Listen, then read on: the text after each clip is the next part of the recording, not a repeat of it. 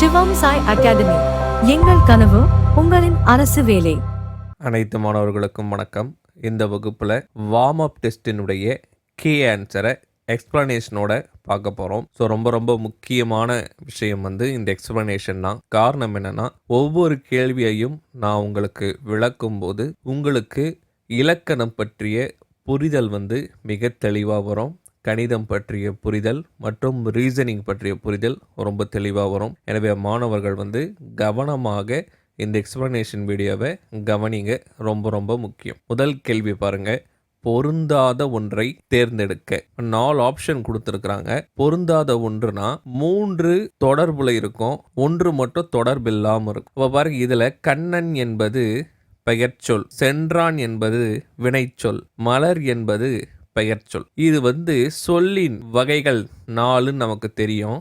என்னென்ன சொல்லின் வகைகள்? பெயர்ச்சொல், வினைச்சொல், இடைச்சொல், உரிச்சொல். மொத்தம் 4 வகை இருக்கு. அந்த 4 வகையில கண்ணன், சென்றான், மலர் என்பது பெயர்ச்சொல்லாகவும் வினைச்சொல்லாகவும் விடுகிறது. ஆனா இந்த 8 என்பது பெயர்ச்சொல் தான்.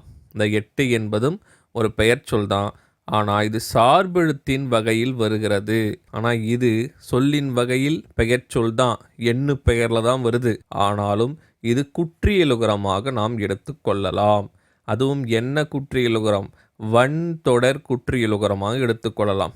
8 என்பது வன்தொடர் குற்றிய லுகரம். எனவே இதுதான் பொருந்தாத ஒன்று. அடுத்தது பொருத்த சொல்லி கேட்டிருக்கிறாங்க. முதநிலை தொழிற்பெயர். இப்ப தொழிற்பெயர்னா என்ன சொல்லுவோம்?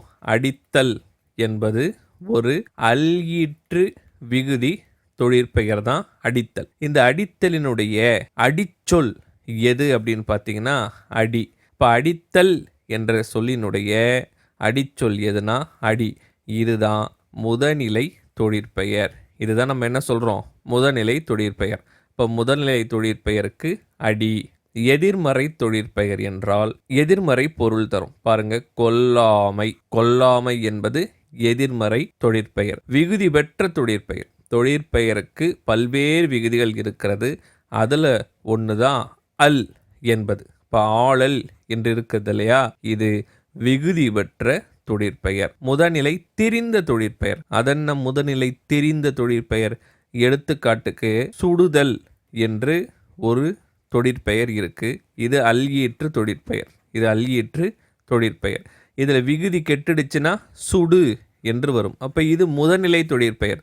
முன்பே நான் உங்களுக்கு சொல்லிக் கொடுத்தேன். அடித்தல் என்பதுல விகுதி கெட்டு விட்டால் அடி என்று வரும். இந்த அடிதான் முதநிலை தொழிற்பெயர்னு சொன்னேன். அதே போல சுடுதல் என்பதுல விகுதி கெட்டுடுச்சுன்னா வரக்கூடியது முதநிலை தொழிற்பெயர். இந்த முதநிலை தொழிற்பெயரே திரிந்து வந்தால் அதுதான் முதநிலை தெரிந்த தொழிற்பெயர். எப்படி தெரிந்து வரும்னா குறில் நெடிலாக மாறும். இப்போ சுடு என்பது சூடு என மாறி வரும். இப்போ முதநிலை தொழிற்பெயர் தெரிந்து வந்தால் முதநிலை தெரிந்த தொழிற்பெயர். இப்போ முதநிலை தெரிந்த தொழிற்பெயர் சூடு. இப்போ சரியான விடை 3, 2, 1, 4. இப்போ ஆப்ஷன் பி தான் சரியான விடை. இப்போ நான் உங்களுக்கு பொறுத்துகளை முதல்நிலை தொழிற்பெயர்னா என்னன்னு சொல்லி கொடுத்துருக்கேன், எதிர்மறை தொழிற்பெயர்னா என்னன்னு சொல்லி கொடுத்துருக்கேன், விகுதி பெற்ற தொழிற்பெயர் சொல்லி கொடுத்துருக்கேன், முதல்நிலை திரிந்த தொழிற்பெயர் சொல்லி கொடுத்துருக்கேன். இதுக்கு அடுத்தடுத்து வரப்போகிற இடத்துல இதே பாயிண்ட் வந்ததுன்னா டைரெக்டாக ஆன்சர் சொல்லிட்டு போயிடுவேன். அதனால் கொஞ்சம் கரெக்டாக கவனிச்சுங்க. அடுத்த கேள்வி. குறளும் நாலடியாரும் எந்த யாப்பில் அமைந்துள்ளன? வெண்பா யாப்பில் அமைந்துள்ளன. பொறுத்தார் பூமியாழ்வார். இலக்கண குறிப்பு தருக. வினைத்தொகையா என்றால் கிடையாது. வினைத்தொகைனா 3 காலம் காட்ட வேண்டும். ஒரு பொருட்பன்மொழியா என்றால் அதுவும் கிடையாது. விகுதி பெற்ற தொழிற்பெயரா என்றால் அதுவும் கிடையாது. இப்போ எதுதான்? வினையால் அணையும் பெயர். ஏன் வினையால் அணையும் பெயர்னு சொல்கிறோம்? ஒரு வினைமுற்று சொல் இருக்கும். அந்த வினைமுற்று சொல் பெயரின் தன்மையை அடையும். பொறுத்தார் என்பது ஒரு வினைமுற்று. பொறுத்தார் என்பது ஒரு வினைமுற்று.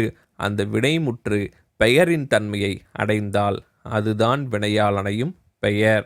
சரியான விடை எதுனா வினையால் அணையும் பெயர் என்பது சரியான விடை. அடுத்தது அந்த வினையால் அணையும் பெயருக்கான விளக்கத்தை தான் உங்களுக்கு கேள்வியாவே கேட்டிருக்கிறோம். ஒரு வினைமுற்று பெயரின் தன்மையை அடைந்து, ஒரு வினைமுற்று பெயரின் தன்மையை அடைந்து வேற்றுமை உருபு ஏற்றும் ஏற்காமலும் வேறு ஒரு பயனிலையை கொண்டு முடிந்தால் அது என்ன? அதுதான் வினையால் அணையும் பெயர். ஞாபகம் வைத்துக் கொள்ளுங்கள். அடுத்தது பாருங்க, தவறான இணையை தேர்ந்தெடுக்க வேண்டும். கரும்பு தின்றான் இரண்டாம் வேற்றுமை தொகையா என்றால் இரண்டாம் வேற்றுமை தொகைதான். தொகைனா என்னன்னா, தொகை என்றால் மறைந்து வருதல் என்று பொருள். தொகைனா மறைந்து வருதல். இப்ப இரண்டாம் வேற்றுமை தொகைனா இரண்டாம் வேற்றுமை உருபு மறைந்து வந்துள்ளது என்று பொருள். கரெக்டு தான். கரும்பு தின்றான் என்பது எப்படி வரும்? கரும்பை தின்றான் என வரும். இப்போ இந்த இடத்துல இரண்டாம் வேற்றுமை உருபு ஐ மறைஞ்சு தானே வந்திருக்கு. இப்போ இது சரிதான். இரண்டாம் வேற்றுமை தொகை ஐ மறைந்து வந்துள்ளது. அடுத்தது பாருங்க, மதுரைக்கு சென்றான். இப்போ கு என்பது நான்காம் வேற்றுமை உருவு. இப்போ நான்காம் வேற்றுமை உருவு கு மறைந்து வந்திருப்பதால் இது நான்காம் வேற்றுமை தொகை. இதுவும் சரியான இணைதான். அடுத்தது பாருங்க, தேர்ப்பாகன். தேரை ஓட்டும் பாகன். தேரை ஓட்டும் பாகன். அப்ப தேரை ஓட்டும் பாகன் கூடவே அந்த இரண்டாம் வேற்றுமையுடைய பயனை தருவதற்கு இன்னொரு சொல்லும் வந்துருச்சு. அப்ப இது என்ன? இரண்டாம் வேற்றுமை உருவும் பயனும் உடன் தொக்க தொகை. இரண்டாம் வேற்றுமை உருவும் இருக்கு, அதற்கு பயன் தரக்கூடிய சொல்லும் ஒட்டி வந்ததால் இது இரண்டாம் வேற்றுமை உருவும் பயனும் உடன் தொக்க தொகை. இப்ப தேரை ஓட்டும் பாகன் என்று பொருள். அடுத்தது பாருங்க, தலை வணங்கினான் என்பது என்ன வரும்? தலையால் வணங்கினான் என்று வரும். தலையால் வணங்கினான் என்று வரும். இப்போ ஆள் என்ற வேற்றுமை உருபு மறைந்து வந்திருக்கிறது. ஆள் என்ற வேற்றுமை உருபு கூட அதற்கு பயன் தரக்கூடிய எந்த சொல்லும் இல்லை. எனவே இது உருபும் பயனும் உடன் தொக்க தொகையாக வராது. வேற்றுமை தொகை என மட்டும்தான் வர வேண்டும். எனவே இது தவறான இணை. ஆப்ஷன் டி தான் சரியான விடை. அடுத்தது பாருங்க, தாய் செய் இலக்கண குறிப்பு தருக. தொகை என்று சொன்னாலே உங்களுக்கு நான் என்ன சொல்லி கொடுத்துருக்கிறேன்? தொகை என்றாலே மறைந்து வருதல் என சொல்லி கொடுத்துருக்கேன். இப்போ தாய் செய் இலக்கண குறிப்பு என்ன? இதுல என்ன மறைஞ்சு வந்திருக்கு? தாயும் சேயும். இப்போ என்ற இடைச்சொல் மறைந்து வந்திருக்கிறது. இப்போ இது என்ன தொகை? உம்மை தொகை. என்ற சொல் மறைந்து வந்ததால் இது உம்மை தொகை. ஆப்ஷன் சி சரியான விடை. கீழ்கண்டவற்றில் இருபெயரொட்டு பண்பு தொகை என்ன? இருபெயரொட்டு பண்பு தொகைனா என்ன? பொதுப்பெயர் இருக்க வேண்டும். பொதுப்பெயரோடு சிறப்பு பெயரும் சேர்ந்து இருந்தால் அதுதான் இருபெயரொட்டு பண்பு தொகை. எடுத்துக்காட்டுக்கு, பாம்பு என்பது பொதுப்பெயர். அதிலே என்னென்ன பாம்பு இருக்கு? சாரை பாம்பு இருக்கு, நல்ல பாம்பு இருக்கு, கட்டுவிரியன் பாம்பு இருக்கு. இப்போ அதெல்லாம் சிறப்பு பெயர். இப்போ பொதுப்பெயரும் சிறப்பு பெயரும் சேர்ந்து வந்தா அது இரு பெயரொட்டு பண்பு தொகை. இப்போ இங்க பாருங்க, திங்கள்னா என்ன? மாதம் என்று பொருள். இப்போ மார்கழி திங்கள் என்றால் மார்கழி மாதம் என்று பொருள். இப்போ திங்கள் என்பது பொதுப்பெயர், மார்கழி என்பது சிறப்பு பெயர். இப்போ மார்கழி திங்கள் என்பது இரு பெயரொட்டு பண்பு தொகை. இன்மொழி என்பது இனிமையான மொழி. அதனால் இது பண்புத்தொகை மட்டும்தான், இரு பெயரிட்டு பண்புத்தொகை கிடையாது. வட்டத்தொட்டி அளவு, வடிவம், நிறம் இந்த பண்பை உணர்த்தினால் அது பண்புத்தொகை. இப்போ வட்டத்தொட்டியும் பண்புத்தொகை தான். அண்ணனும் தம்பியும் இது உம்மை தொகை. இப்போ இந்த மூன்றில் பியும் சியும் பண்புத்தொகை, டி உம்மை தொகை. இப்போ சரியான விடை ஆப்ஷன் ஏ தான், இரு பெயரொட்டு பண்புத்தொகை. அடுத்த கேள்வி பாருங்க, தவறான கூற்றினை தேர்ந்தெடு. ஒரு சொல் இரண்டு முறை மட்டும் அடுக்கி தொடர்வது அடுக்கு தொடரா? கிடையாது. ஒரு சொல் இரண்டு முறை மட்டும் வந்தா அதற்கு பெயர் இரட்டை கிளவி. அப்ப அடுக்கு தொடர் 3 முதல் 4 முறை கூட வரலாம், தவறில்லை. ஆனா இரட்டை கிளவி மட்டும்தான் 2 முறை மட்டும் வரும். இப்ப இந்த கூற்று தான் தவறு. இந்த கூற்று எப்படி வரணும்? ஒரு சொல் 2 முறை மட்டும் அடுக்கி தொடர்வது இரட்டை கிளவி என்று வர வேண்டும். இப்போ அப்படி வரல, இதுதான் தவறான கூற்று. இருந்தாலும் அடுத்தது பார்த்துங்க, உரிச்சொல்லுடன் பெயரோ வினையோ தொடர்வது உரிச்சொல் தொடர். சரி. வேற்றுமை உருபுகள் வெளிப்பட அமைவது வேற்றுமை தொகாநிலை தொடர். தொகாநிலை என்றால் வெளிப்பட்டு வரும் என்று பொருள். தொகை நிலை என்றால் மறைந்து வரும் என்று பொருள். இப்போ வேற்றுமை உருபு வெளிப்பட வந்தால் தொகாநிலை, வேற்றுமை உருபுகள் மறைந்து வந்தால் தொகைநிலை. அடுத்தது பாருங்க, முற்று பெறாத வினை வினைச்சொல்லை கொண்டு முடிவது வினையெச்சத் தொடர். கரெக்டு தான். வந்து என்பது முற்று பெற்று விட்டதா என்றால் இல்லை, இது ஒரு வினைச்சொல். அது முற்று பெற்று இருக்கிறதா என்றால் முற்று பெறவில்லை. இப்போ வந்துக்கு அடுத்தது நம்ம என்ன தான் போட முடியும்? சென்றான் என்ற ஒரு வினைச்சொல்லை தான் போட முடியும். வந்து பையன்னு போட முடியுமா? வந்து கண்ணன்னு எழுத முடியுமா? வந்து ஆடுன்னு எழுத முடியுமா? எழுத முடியாது. இப்போ வந்து என்ற ஒரு முற்று பெறாத வினைக்கு பக்கத்தில் ஒரு வினைச்சொல்லைத்தான் போட முடியும். அப்போ ஒரு முற்று பெறாத வினையின் பக்கத்தில் ஒரு வினைச்சொல் கொண்டு முடிந்தால் அது என்ன தொடர்? வினையெச்சத் தொடர். இப்போ இந்த 3 கூற்றுமே சரி, ஏ மட்டும்தான் தவறு. அடுத்த கேள்வி பாருங்க, பொருத்த சொல்லி கேட்டிருக்கிறாங்க. மற்றொன்று என்பதில் மற்று என்பது ஒரு இடைச்சொல். இப்போ இது என்ன தொடர்? இடைச்சொல் தொடர். அடுத்தது கேட்க வேண்டிய பாடல். பாருங்க, கேட்க என்பதும் ஒரு முற்று பெறாத வினைதான். வேண்டிய என்பதும் ஒரு முற்று பெறாத வினைதான். பாடல் என்பது ஒரு பெயர்ச்சொல். இப்ப முற்று பெறாத வினையை தொடர்ந்து ஒரு வினைச்சொல் வந்தா அது வினையெச்சத் தொடர். முற்று பெறாத வினையை தொடர்ந்து ஒரு பெயர்ச்சொல் வந்தா அது பெயரெச்சத் தொடர். ஆனா இங்க பாருங்க, 2 முற்று பெறாத வினை வந்திருக்கு, அதனைத் தொடர்ந்து ஒரு பெயர்ச்சொல் வந்திருக்கு. அப்படி வந்தா இதற்கு பெயர் கூட்டு பெயரெச்சம். இதற்கு பெயர் என்னது? கூட்டு பெயரெச்சம். இப்போ கேட்க வேண்டிய பாடல் என்பது கூட்டு பெயரெச்சம். அடுத்தது சால, தவ, நனி, கூர், கழி, இது எல்லாமே உரிச்சொல். அப்போ இது உரிச்சொல் தொடர். 4, 5, 2. கட்டுரை படித்தாள் என்பதில் என்ன வேற்றுமை உருபு மறைந்திருக்கிறது? கட்டுரையை படித்தாள் என்று வரும். கட்டுரையை படித்தாள். இப்போ ஐ என்ற வேற்றுமை உருபு மறைந்து வந்திருக்கிறது. மறைந்து வந்தாலே தொகை தானே. இப்போ 2ஆம் வேற்றுமை உருபு மறைந்து வந்திருக்கு.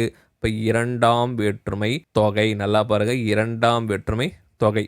அடுத்தது பாருங்க, அன்பால் கட்டினாள் என்பதில் ஆள் என்ற வேற்றுமை உருபு வெளிப்பட்டு வந்துருச்சு. வெளிப்பட்டா என்ன சொல்லி கொடுத்துருக்கேன்? தொகாநிலை தொடர். இப்போ அன்பால் கட்டினார் என்பது 3ஆம் வேற்றுமை தொகாநிலை தொடர். சரியான விடை 4, 5, 2, 1, 3. அடுத்தது என் அம்மை வந்தாள் என்று மாட்டை பார்த்து கூறுவது என்ன? மாடு என்பது ஒரு அஃறிணை. ஆனால் அம்மா என்பது உயர்திணை. தேவர், நரகர், மக்கள் இவர்களைத் தவிர அனைவருமே அஃறிணை. தேவரும் நரகரும் மக்களும் மட்டும்தான் உயர்திணை. அம்மா என்பவர் மக்களுக்குள் வருவார். தேவராகவும் நாம் எடுத்துக்கொள்ளலாம். அப்போ அவர் உயர்திணை. தேவர், நரகர், மக்களை தவிர பிற உயிருள்ள பொருளும் உயிரற்ற பொருள் அனைத்துமே அஃறிணை தான். இப்போ இவங்க என்ன சொல்றாங்க? என் அம்மை வந்தாள் என்று மாட்டை பார்த்து சொல்றாங்க. மாட்டை பார்த்து சொல்றதா இருந்தால் நம்ம என்ன சொல்லணும்? என் அம்மை வந்தது என்று தான் நான் சொல்லணும். ஆனால் இவங்க என்ன பண்ணுறாங்க? அந்த மாடையே தாயாக கருதி என் அம்மை வந்தாள் என்று சொன்னதால் திணையில் வழுவு ஏற்பட்டுள்ளது. அதனால் இது திணை வழுவமைதி. இதற்கு பெயர் என்ன? திணை வழுவமைதி. அடுத்து கேள்வி பாருங்க, தவறான இணையை தேர்ந்தெடு. தன்மை என்றால் குளிர்ந்த, சரிதான். திண்மை என்றால் வலிமை, சரிதான். வன்மை என்றால் கொடை, சரிதான். ஆனால் 2 சுழியில் வரக்கூடிய இந்த வன்மை பொருள் இதற்கும் வலிமைதான். இதற்கும் என்ன வரும்? வலிமைதான் வரும். ஆனால் இங்கே வளமைன்னு கொடுத்துருக்குறாங்க. இதுதான் தவறான இணை. இதை நல்லா பார்த்துங்க. இது மயங்குழி பிழையில் நமக்கு கேட்கலாம். அதனால தெளிவாக ஞாபகம் வச்சுங்க. அடுத்து பாருங்க, பொறுத்த சொல்லி கேட்டுக்கிறாங்க. விசும்புனா என்ன? விசும்புனா வானம். ஊழ்னா என்ன? ஊழ் என்றால் முறை, ஊழி என்றால் யுகம், பீடு என்றால் சிறப்பு. இப்ப 4, 2, 1, 3. சரியான விடை 4, 2, 1, 3. ஆப்ஷன் ஏ சரி. அடுத்தது பொறுத்த சொல்லி கேட்டிருக்கிறாங்க. ஊழ் என 2 முறை வந்திருக்கிறது. ஊழ் என்பதற்கு பொருள் வருகிறதா என்றால் பொருள் வருகிறது. இப்போ பிரித்து பார்த்தா பொருள் வந்தாலே அது அடுக்கு தொடர் தான். இப்போ 3. வளர்வானம் முக்காலத்தையும் காட்டுது. எப்படி? வளர்வானம், வளரும் வானம், வளரப்போகும் வானம். இப்போ முக்காலத்தையும் காட்டினால் அது வினைத்தொகை. செந்தி என்றால் செம்மை நிறத்தி என்று பொருள். இப்போ நிறப்பண்பை குறிப்பிடுவதால் இது பண்பு தொகை. இப்போ 3, 1, 2. வாரா என்றால் ஈறுகெட்ட எதிர்மறை பெயரச்சம். ஈறுகெட்ட எதிர்மறை பெயரச்சு தான் நான் உங்களுக்கு தெளிவா சொல்லி தந்துற பாருங்க. பெயரெச்சம் என்றால் என்ன? முதல்ல பெயரெச்சம் என்றால் என்னன்னு சொல்லி கொடுத்துருக்கிறேன். ஒரு முற்று பெறாத வினை இருக்கணும், அதனை தொடர்ந்து ஒரு பெயர் வரணும்.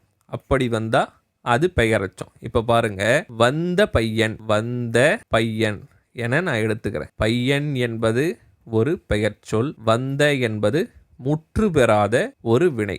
இப்ப வந்த பையன் என்பது பெயரெச்சம். இதை நீங்க ஃபர்ஸ்ட் தெரிஞ்சு. வந்த என்பதனுடைய எதிர்ச்சொல் என்ன வரும்? வராத. வந்த என்பதனுடைய எரிச்சொல், வந்த என்பதனுடைய எதிர்ச்சொல் வராத. அப்ப வராத பையன் என்றால் எதிர்மறை பெயரெச்சம். நல்லா பாருங்க, வந்த பையன்னா பெயரெச்சம், வராத பையன்னா எதிர்மறை பெயரெச்சம். ஏன்னா வந்த என்பது நேர்மறை பொருள், வராத என்பது எதிர்மறை பொருள். இப்ப எதிர்மறை பெயரெச்சம்னா என்னன்னு தெரிஞ்சுக்கிட்டீங்க. பெயரெச்சம்னா என்னன்னு தெரிஞ்சு போச்சு, எதிர்மறை பெயரெச்சம்னா என்னன்னு தெரிஞ்சு போச்சு. இந்த எதிர்மறை பெயரெச்சத்துல இந்த வராத என்ற சொல்லு இருக்கு இல்லையா, அதனுடைய கடைசி எழுத்து ஈர் எழுத்து கெட்டு விடுகிறது. ஈர் எழுத்து கெட்டு ஆதி நீடுகிறது. ஆதி நீடல் என்றால் வா என்பது வா என்று மாறி வாரா பையன் என்று மாறுகிறது. அப்ப முதல்ல பெயரெச்சமாக இருந்தது வந்த பையன், எதிர்மறை பெயரெச்சமாக இருந்தது வராத பையன். அந்த வராத பையன்ல தா ஈறு கெட்டு வாரா பையன் என்று ஈறு கெட்ட எதிர்மறை பெயரெச்சமாக மாறி இருக்கு. இப்ப வாரா என்பது ஈறுகெட்ட எதிர்மறை பெயரெச்சம். புரியுதுங்களா? இப்ப இதற்கு மேல் ஈறுகெட்ட எதிர்மறை பெயரெச்சத்திற்கு விளக்கம் தேவையில்லை. இப்ப சரியான விடை 3, 1, 2, 4. அடுத்தது பாருங்க, கண்ணகி உண்டான். கண்ணகி உண்டான் என்பது டேஷ். கண்ணகி என்பது பெண்பால், உண்டான் என்பது ஆண்பாலுக்குரிய வினைமுற்று. இப்படி வரலாமா? வரக்கூடாது. பெண்பாலுக்குரிய வினைமுற்று தான் வரணும். கண்ணகி பெண்பாலு, உண்டான் ஆண்பாலுக்குரிய வினைமுற்று. இப்ப இங்கு பால் வழு ஏற்பட்டிருக்கிறது. இப்ப சரியான விடை பால் வழு. இந்த வழு என்பதற்கும் வழுவமைதி என்பதற்கும் என்ன வித்தியாசம்னா, வழு என்பது பிழை என்று குறிப்பிடப்படுகிறது. வழுவமைதி என்பது பிழையாக இருந்தாலும் ஏற்றுக்கொள்ளப்படுகிறது. வழு என்பது ஏற்றுக்கொள்ளப்படாது. வழுவமைதி என்பது பிழையே என்றாலும் அது ஏற்றுக்கொள்ளப்படும். இதை ஞாபகம் வச்சுங்க. அடுத்த கேள்வி பாருங்க. எதிர்பாராத முத்தம் என்னும் நூலில் பாரதிதாசன் யார் மீது பற்று கொண்ட காரணத்தினால் புகழ்ந்துள்ளார் என்றால், எதிர்பாராத முத்தம் என்ற நூலில் பாரதிதாசன் குமரகுருபரர் மீது கொண்ட பற்றினால் அவரை பாராட்டியுள்ளார். அடுத்த கேள்வி பொருத்த சொல்லி கேட்டிருக்கிறாங்க. திண்மை. திண்மை என்றால் என்ன பொருள்? வலிமை என்று பொருள். தன்மை. தன்மை என்றால் குளுமை என்று பொருள். வெண்மை. வெண்மை என்றால் அறியாமை என்று பொருள். வன்மை என்றால் கொடை என்று பொருள். இப்போ 1, 4, 2, 3 சரியான விடை. அடுத்த கேள்வி, தூய துறவி என்ற பட்டப்பெயர் கொண்டவர் யார்? வீரமாமுனிவர். தைரியநாதர் என்பது அவருடைய மற்றொரு பெயர். சரியான விடை தைரியநாதர். கீழ்கண்டவற்றில் வேறுபட்ட ஒன்றை தேர்ந்தெடுக்க. அருமையான கேள்வி. பார்க்கறதுக்கு ஒரு மாதிரியே இருக்கும், ஆனா வெவ்வேறு தான். இப்ப காய்மணி என்பது முக்காலத்தை காட்டுகிறது. காயும் மணி, காய போகும் மணி, காய்ந்து கொண்டிருக்கும் மணி. இப்ப இது வினைத்தொகை. உய்முறை, ஒய்யும் முறை, உய்ய போகும் முறை, இதுவும் வினைத்தொகை. செய்முறை, செய்யும் முறை, செய்ய போகும் முறை, இது வினைத்தொகை. ஆனா மெய்முறை, மெய்யும் முறை, மெய்ய போகும் முறைன்னு வருமா? வராது. மெய் என்றால் உடல் என்று பொருள். இப்போ உடலால் செய்யும் முறை, உடலால் செய்யும் முறை, அதாவது மெய்யால் செய்யும் முறை. இப்போ மெய்யால் செய்யும் முறை. இப்போ மெய்முறையில ஆள் என்ற வேற்றுமை உருபு மறைஞ்சிருக்கு. ஆள் என்பது 3ஆம் வேற்றுமை. இப்போ 3ஆம் வேற்றுமை உருவம் மறைஞ்சதால இது 3ஆம் வேற்றுமை தொகை. இப்போ இது மட்டும்தான் வேறுபட்டு இருக்கிறது. இது 3மே வினைத்தொகை, ஆனால் இது மட்டும் 3ஆம் வேற்றுமை தொகை. இப்போ இதுதான் வேறுபட்ட ஒன்று. அடுத்த கேள்வி, முத்தையா எழுதிய சேரமான் காதலி புதினத்திற்கு சாகித்ய அகாடமி விருது வழங்கப்பட்ட ஆண்டு 1980. ஞாபகம் வச்சுங்க. அடுத்த கேள்வி பாருங்க. பரமார்த்த குருகதை என்ற ஏளன இலக்கியத்தை எழுதியவர் யார்? வீரமாமுனிவர் என்று அழைக்கப்படுகின்ற தைரியநாதர். அடுத்த கேள்வி, தன்பெயல் தளிய ஊழியும். இந்த வரியில் தன்பெயல் என்ற சொல்லின் பொருள். தன்மை என்பதில் தன் என்றாலே குளிர்ந்த என்றுதான் பொருள். இப்போ குளிர்ந்த என்று நீங்கள் எடுத்த உடனே ஆப்ஷன் போட்டிருந்தீங்கன்னா தவறு. காரணம் என்னன்னா, நல்லா பாருங்க, கேள்வி பரிபாடலில் இடம்பெற்றுள்ள இந்த வரியில் தன்பெயல் என்ற சொல்லுக்கான எதிர்பொருள்தான் கேட்கப்பட்டிருக்கிறது. சரியான விடை வெப்பமான. அடுத்த கேள்வி பாருங்க, தவறான இணையை தேர்ந்தெடு. மண்ணுள் வினைஞர் ஓவியர் சரி, ஓசுனர் எண்ணெய் விற்பவர் சரி, மண்ணீட்டாளர் சிற்பி சரி, ஆனால் பாசவர் என்பது வெற்றலைப்பாக்கு விற்பவர் நெய்பவர் என்று குறிப்பிடப்பட்டிருக்கு. இப்போ இதுதான் தவறு. தவறான இணை ஆப்ஷன் பி. அடுத்தது பாருங்க, தவறான இணையை தேர்ந்தெடு. மீண்டும் கிழக்கு என்பது குணக்கு சரிதான். வடக்கு என்பதற்கு வாடைன்னு வரணும், ஆனால் குடக்குன்னு வந்திருக்கு. மேற்கு கோடை சரி, தெற்கு தென்றல் சரி. இப்போ ஆப்ஷன் பி சரியான விடை. அடுத்தது பாருங்க, மண்ணோடு சந்தமும் பாய்ந்து வரும், பழைய மண்ணின் வாடையும் சேர்ந்து வரும் என ஜெயகாந்தன் யாரை குறிப்பிடுகிறார்? பட்டுக்கோட்டை கல்யாண சுந்தரத்தை குறிப்பிடுகிறார். அடுத்த கேள்வி பாருங்க, மாலவன் குன்றம் போனால் என்ன, வேலவன் குன்றமாவது எங்களுக்கு வேண்டும் என்று முழங்கியவர் யார்? மாப்போ சிவஞானம். சிலம்பு செல்வர் மாப்போ சிவஞானம். அடுத்தது பொருத்த சொல்லி கேட்கப்பட்டிருக்கிற கேள்வி. கொண்டல் என்றால் கிழக்கு, கிழக்கில் வீசும் காற்று கொண்டல். கோடை என்றால் மேற்கு, கோடை என்றால் மேற்கு. வாடை என்றால் வடக்கு, வாடை என்றால் வடக்கு. தென்றல் என்றால் தெற்கு. சரியான விடை 3, 1, 4, 2. அடுத்த பாருங்க, கலை சொல்ல பொறுத்து சொல்லி கேட்டிருக்கிறாங்க. இயங்குரு படங்கள். இயங்குரு என்றாலே மோஷன். இப்போ மோஷன் பிக்சர்ஸ். பட வீழ்த்தினா ப்ரொஜெக்டர், படவீழ்த்தி என்றால் ப்ரொஜெக்டர். நகர்த்தும் பண்பு, நகர்த்துதல் என்றால் ட்ராலி, நகர்த்துதல் என்றால் ட்ராலி. இப்போ 3. பார்வை நிலைப்பு. பார்வை நிலைப்புனா பெர்சிஸ்டன்ஸ் ஆஃப் விஷன். நுண்ணொலி பெருக்கி, நுண்ணொலி என்றாலே மைக்ரோஃபோன். 5, 2, 3, 4, 1 தான் சரியான விடை. அடுத்தது பாருங்க, ஞால் என்ற சொல்லின் பொருள் என்ன? ஞால் என்றால் தொங்குதல் என்று பொருள். புத்தகத்தில் மிக அருமையாக கொடுத்துருக்குறாங்க. அடுத்த கேள்வி பாருங்க, வெறுங்கை என்பது மூடத்தனம், விரல்கள் 10 மூலதனம் என்று பாடியவர் யார்? கவிஞர் தாராபாரதி. பக்தி சுவை நனி சொட்ட சொட்ட பாடிய கவிவலவா என்று சேக்கிழாரை புகழ்ந்தவர் யார்? என்று சேக்கிழாரை புகழ்ந்தவர் மகாவித்துவான் மீனாட்சி சுந்தரனார். தேப்போ மீனாட்சி சுந்தரனார் என்பவர் வேறு, மகாவித்துவான் மீனாட்சி சுந்தரனார் என்பவர் வேறு.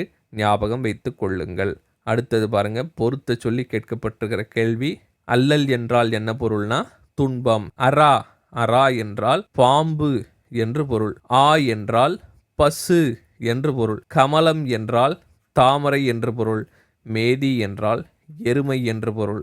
சரியான விடை 5, 1, 2, 3, 4. அடுத்தது பாருங்க, பொறுத்த சொல்லி கேட்கப்பட்டிருக்கிற கேள்வி. வைதருப்பம் என்றால் ஆசுகவி. நம்முடைய புத்தகத்திலேயே இது கொடுக்கப்பட்டிருக்கு. வைதருப்பம் ஆசுகவி. பாஞ்சாலம், பாஞ்சாலம் என்றால் சித்திரக்கவி. பாஞ்சாலம் என்றால் சித்திரக்கவி. கௌடம் என்றால் மதுரகவி. மாகதம் என்றால் தாரக்கவி. சரியான விடை 1, 3, 2, 4. இதெல்லாம் நமக்கு பொருத்த சொல்லி கேட்கலாம், பொருந்தாத ஒன்றை தேர்ந்தெடுன்னு சொல்லி கேட்கலாம், எப்படி வேணா கேட்கலாம். அதனால் இதெல்லாம் நீங்கள் ஞாபகம் வச்சுக்கணும். ரொம்ப ரொம்ப இம்பார்ட்டண்டான விஷயங்களை தான் உங்களுக்கு கேள்வியாக எடுத்திருக்கும். அடுத்தது பாருங்கள், நிதி தெரு கவிகையும், கவிகைன்னு வரணும். நிதி தெரு கவிகையும் நிலமகள் உரிமையும் இவை இவை உடை நந்தி. இவ்வரிகளில் நந்தி என்ற சொல் எதை குறிப்பிடுகிறது, யாரை குறிப்பிடுகிறது? இங்கே நந்தி என்ற சொல் பாட்டுடை தலைவனான நந்திவர்மனைத்தான் குறிப்பிடுகிறது, ஆசிரியரை குறிப்பிடவில்லை. என ஆசிரியரை யாருன்னு தெரியாது. நூலை படைத்தவரை குறிப்பிடவில்லை, தொகுப்பித்தவரை குறிப்பிடவில்லை. யாரை குறிப்பிடுகிறது? நூலின் பாட்டுடை தலைவனை குறிப்பிடுகிறது. தமிழ் மொழியே இரவாத நிலை தரும் என்று கருதியவர் யார்னா ராமலிங்க அடிகளார். இதெல்லாம் தமிழின் தொன்மையில் நம்ம தெரிஞ்சுக்க வேண்டிய விஷயம். அடுத்தது பொருத்த சொல்லி கேட்டிருக்கிறாங்க. உளவாக்கல் என்றால் உருவாக்குதல் என்று பொருள். அப்போ படைத்தல். நிலை பெறுத்தல் என்றால் வாழ வைத்தல் என்று பொருள். இப்ப காத்தல். நீக்கல் என்றால் அழித்தல் என்று பொருள். தலைவன் என்றால் இறைவன் என்று பொருள். இப்ப சரியான விடை 4, 3, 1, 2. அடுத்தது பாருங்க, பொறுத்து சொல்லி கேட்டிருக்கிறாங்க. உகிர் என்றால் நகம். குருளைனா என்ன? குட்டி. பிணவு என்றால் பெண். பிணவு என்றால் பெண். கேழல் என்றால் பன்றி. இப்ப சரியான விடை 3, 4, 1, 2. அடுத்த கேள்வி பாருங்க. உங்களுக்கு பெயரெச்சம்னா என்னன்னு ஆல்ரெடி சொல்லி கொடுத்துட்டேன். இரட்டை கிளவினா என்னன்னு சொல்லி கொடுத்துட்டேன். அடுக்கு தொடர்னா என்னன்னு சொல்லி கொடுத்துட்டேன். எதிர்மறை பெயரெச்சம்னா என்னன்னு சொல்லி கொடுத்துட்டேன். ஈறுகட்டு எதிர்மறை பெயரெச்சம்னா என்னன்னு சொல்லி கொடுத்துட்டேன். இப்போ டைரக்டா ஆன்சருக்கு போயிடுறேன். சென்ற என்பது பெயரெச்சம். செல்லாத என்பது எதிர்மறை பெயரெச்சம். செல்லா என்பது ஈறுகட்ட எதிர்மறை பெயரெச்சம். சுறுசுறுப்பு என்பது இரட்டை கிளவி. என சுரு என்பதற்கு பொருள் இல்லை. பிரித்தால் பொருள் தரலனா இரட்டை கிளவி, பொருள் தந்த அடுக்கு தொடர். வந்து வந்து என்பது அடுக்கு தொடர். இப்போ சரியான விடை 4, 5, 1, 2, 3. அடுத்த கேள்வி பாருங்க. பொருந்தாத சொல்லை தேர்ந்தெடுக்க. தோணி, நாவாய், தெப்பம் இவை அனைத்துமே நீரில் மிதக்கக்கூடியவைகளை குறிப்பிடுகிறது. முன்னீர் என்பது கடலை குறிப்பிடுகிறது. அதனால முன்னீர் என்பதுதான் பொருந்தாத சொல். அடுத்தது தவறான வினைமரபு தொடரை தேர்ந்தெடு. கவிதை ஏற்று சரி, விளக்கை ஏற்று சரி, நீர்க்குடி சரி, பால் பருகு என்பது சரி, கோலம் இடு என்பதுதான் சரி. ஆனால் போடு என வந்திருப்பதால் இது தவறு. அடுத்த கேள்வி பாருங்க. விலங்குகளின் வாழிடங்கள். யானை டேஷ். யானை பட்டி வருமா? வராது. ஆட்டுப்பட்டி. ஆடினுடைய இருப்பிடம் தான் பட்டி. கொட்டில் வருமானா? வராது. தொழுவம்னா மாட்டு தொழுவம். மாட்டு தொழுவம் தான் வரும். கூடம் என்பது யானை. கூடம் என்பது சரியான விடை. அடுத்தது மரபு தொடர்களுக்கான பொருள் பாருங்க. ஆகாய தாமரை. ஆகாய தாமரை என்பது இல்லாத ஒன்று. பஞ்சாய் பறத்தல், அலைந்து திரிதல். பொய்யெழுகை, முதலை கண்ணீர். காணல் நீர் இருப்பது போன்று இல்லாதது. இப்ப மரபு தொடருக்கான பொருள் ஆகாய தாமரைனா இல்லாத ஒன்று. அடுத்தது பாருங்க. பொருத்த சொல்லி நமக்கு கேட்டிருக்கிறாங்க. அபிஷேகம். அபிஷேகம் என்றால் நீராட்டு, சரிதான். குமாரன் என்றால் மகன், சரி. நிபுணர், வல்லுனர், அந்நியர், அயலார், கஜானா, கருவூலம். அப்படியே டைரக்டா பொருத்தி இருக்கிறாங்க. அப்ப சரியான விடை 1, 2, 3, 4, 5. பிறமொழி சொல், தமிழ்ச்சொல். கண்டிப்பாக இதை நீங்க தெரிஞ்சுக்கணும். அடுத்தது சரியான பொருளை தேர்ந்தெடு. மயங்கொலி பிழை. மயங்கொலி பிழை அறிதல் தான் இந்த கொஸ்டின். இந்த 3 வார்த்தைகள் கொடுத்துருக்கிறாங்க. அதற்கான பொருளை நீங்க கண்டுபிடிக்கணும். சூளுரைத்தாள் என்று நம்ம சொல்லுவோம். சூளுரைத்தாள். சூளுரைத்தல் என்பது சபதம் எடுப்பது. இப்ப சபதம் 2 இடத்துல மட்டும்தான் இருக்கு. சூழ் கொள்ளுதல் என்றாலே, சூலகம் என்றாலே கர்ப்பத்தோடு தொடர்புடையது. இப்போ இந்த 2 தான் கர்ப்பம் இருக்கு. இப்போ இந்த 2 ஆப்ஷனை நீங்க பார்க்கவே தேவையில்லை. இப்போ சூழ் என்றால் சூழ்தல். சூழ்தல் என்றாலே சுற்று என்று பொருள். இப்போ சரியான விடை ஆப்ஷன் டி. இப்படி தான் நீங்கள் ஆப்ஷன் எலிமினேஷன் மெத்தட் பயன்படுத்தி விடையை கண்டுபிடிக்கணும். அடுத்தது பொறுத்து சொல்லி கேட்டிருக்கிறாங்க. பா என்றால் பாட்டு, பூ என்றால் மலர், பே என்றால் கொள்கலன், பை என்றால் அச்சம், போ என்றால் போதல். டைரக்டா அப்படியே பொருத்திட்டாங்க. சரியான விடை 1, 2, 3, 4, 5. அடுத்த கேள்வி பாருங்க. கீழ்கண்டவற்றில் வேறுபட்ட ஒன்றை தேர்வு செய்க. செங்கோலன், செம்மையான கோலன், பண்புத்தொகை. பெருங்குடி, பெருமையுடைய குடி, பண்புத்தொகை. அரும்பெறல், பெறுவதற்கு அருமையானது. இப்போ அருமை கூட்டல் பெறல், பண்புத்தொகை. இந்த 3மே பண்புத்தொகை. செய்கொல்லன், செய்யும் கொல்லன், செய்ய போகும் கொல்லன். இது வினைத்தொகை.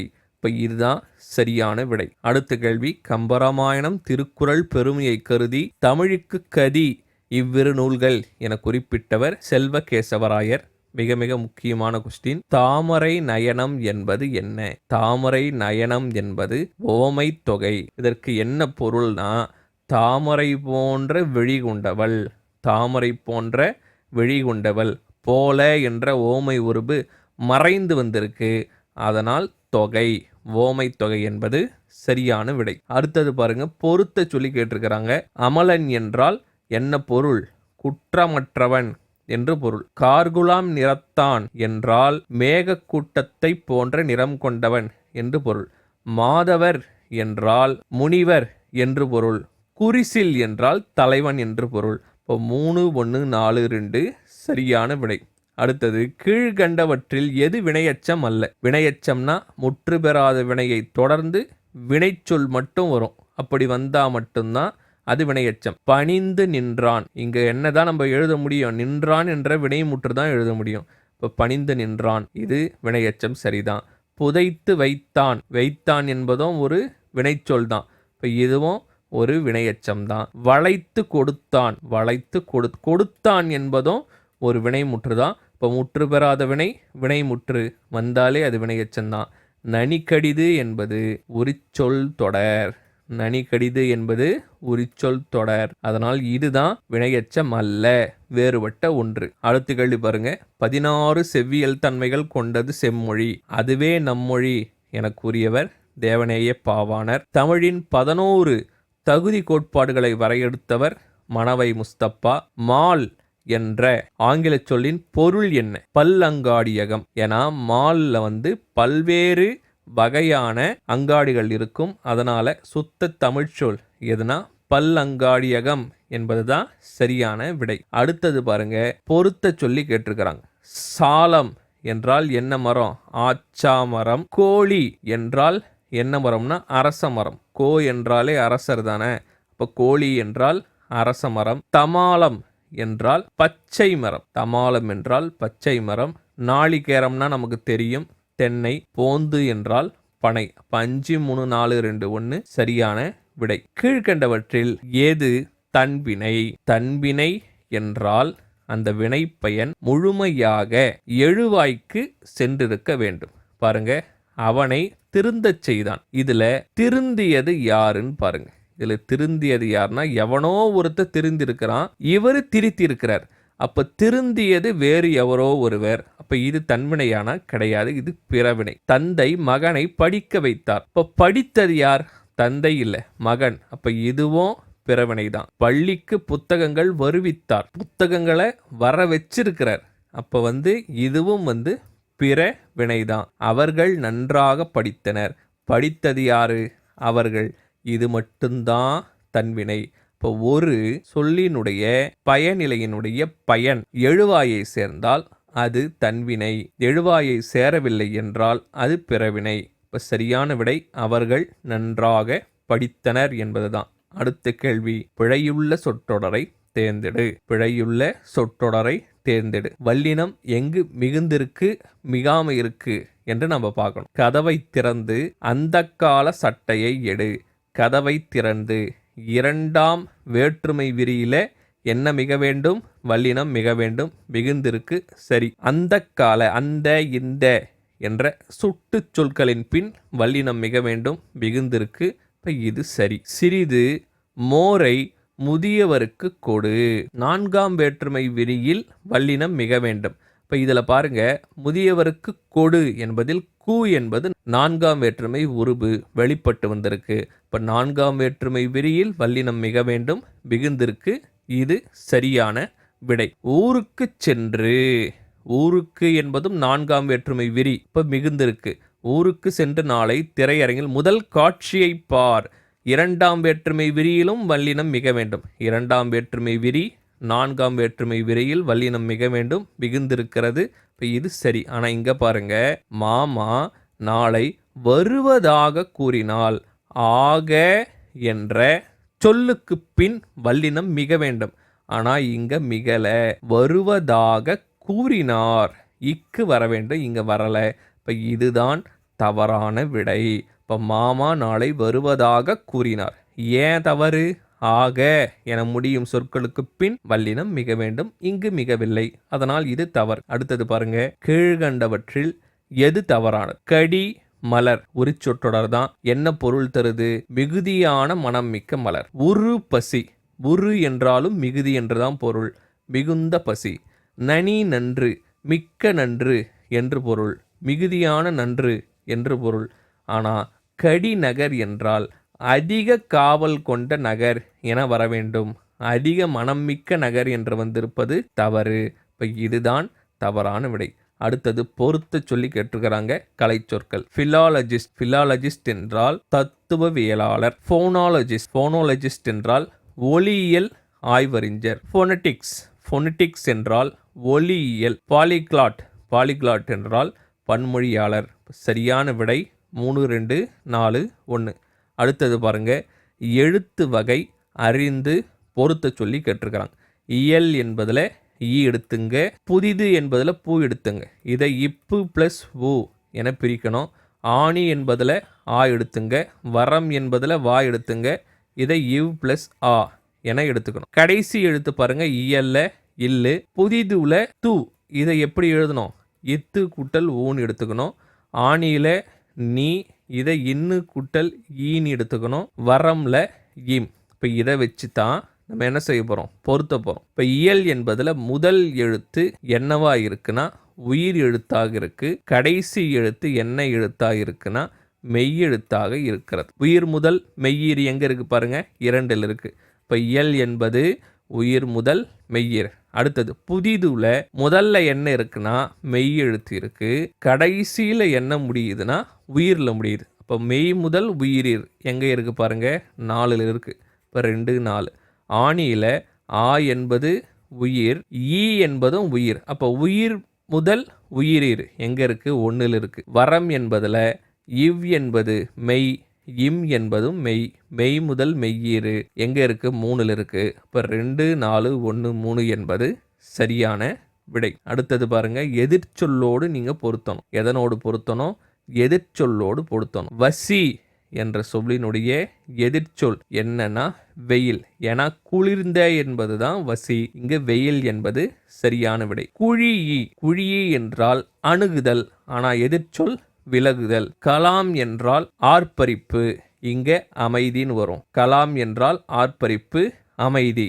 அணித்து என்றால் அருகில், எதிர்ச்சொல் தொலைவில். தாவா என்றால் மலர்தல், தாவா என்றால் எதிர்ச்சொல் உதிர்தல். சரியான விடை 3, 2, 4, 5, 1. இது அவங்க கொடுத்துருக்கிறது எதிர்ச்சொல்லோட பொறுத்து சொல்லியிருக்கிறாங்க. அடுத்த கேள்வி பாருங்க, சரியாக பொருந்தியுள்ளதை தேர்ந்தெடு. பாட்டு பாடுகிறாள், செயப்பாட்டு வினை வருமா? வராது. பாட்டு பாடப்பட்டது என வந்தால்தான் செயப்பாட்டு வினை. பாட்டு பாடப்பட்டது என வந்தால் செயப்பாட்டு வினை தான் வரும், பிறவினை வராது. இப்போ இது ரெண்டுமே தவறாக தான் பொருந்தியிருக்கு. பந்தை உருட்ட வைத்தான் என்று வந்துட்டாலே அது பிறவினை. வேற யாரையோ வச்சு அந்த செயலை முடிச்சிருக்கிறார், இவர் உருட்டலை. பந்தை உருட்டினான் என சொன்னாதான் தன்வினை. பந்தை உருட்ட வைத்தான் என சொன்னால் பிறவினை. இங்க செய்வினைன்னு கொடுத்துருக்குறாங்க, இது தவறு. பந்து உருண்டது தன்வினை, பந்து உருண்டது என்பது தன்வினை என்பது சரியான விடை. அடுத்தது பாருங்க, தவறான தகவலை தேர்ந்தெடு. திசைப்பெயர்களின் பின் வல்லினம் மிகும், சரி. ஈறுகட்ட எதிர்மறை பெயரெச்சத்தின் பின் வல்லினம் மிகும், சரி. இரண்டாம் வேற்றுமை தொகையில் வல்லினம் மிகாது, சரி. இரண்டாம் வேற்றுமை விரியில தான் வல்லினம் மிகும். அதாவது ஐ வெளிப்பட்டு வந்துட்டா வல்லினம் மிகும், ஐ மறைந்து வந்துட்டா வல்லினம் மிகாது. அப்ப இதுவும் சரிதான். ஓமை தொகையில் வல்லினம் மிக வேண்டும், வல்லினம் மிகாதுன்னு கொடுத்துருக்குறாங்க. இப்போ இதுதான் தவறான தகவல். அடுத்தது பாருங்க, தண்ணீர் வெந்நீரானாலும் நெருப்பை அணைக்கும், இப்பழமொழி உணர்த்தும் பொருள் என்ன? நீங்க நல்லா புரிஞ்சுக்கணும். இந்த கேள்வியை அவங்க என்ன கேட்டிருக்காங்கன்னா பழமொழி என்ன பொருள் தருன்னு தான் கேட்டிருக்காங்க, தவிர இந்த வரிகள் என்ன பொருள் தருதுன்னு கேட்கல. எனவே அழிக்க முடியாது, அழிக்கும் தன்மை, மெதுவாக கரைக்கும், இதெல்லாம் நீங்கள் சூஸ் பண்ணக்கூடாது. எரிஞ்சுக்கிட்டு இருக்கிற நெருப்பில் குளிர்ந்த தண்ணி ஊற்றினாலும் நெருப்பு அணையும், வெந்நீரை ஊற்றினாலும் நெருப்பு அணையும். ஆனால் பழமொழி அதை சொல்ல வரலை. பழமொழி என்ன சொல்லுதுன்னா, ஒருவர் வள்ளல் தன்மை கொண்டவராக இருந்தால் அவர் பணம் இருக்கும் பொழுதும் வள்ளல் தன்மை செய்வார், பணமில்லாமல் ஏழ்மையில் இருந்தாலும் வள்ளல் தன்மை செய்வார் எனதான் இந்த பழமொழி குறிப்பிடுகிறது. இப்போ சரியான விடை ஏழ்மையிலும் வள்ளல் தன்மை. அடுத்தது பாருங்க, பொறுத்த சொல்லி கேட்டிருக்கிறாங்க. சிலபுல் என்றால் அசை, ரைம் என்றால் இயைபு, காம்பினேஷன் என்றால் புணர்ச்சி, ஸ்மைலி என்றால் ஓமை, மெட்டாஃபர் என்றால் உருவகம். சரியான விடை 2, 3, 5, 1, 4.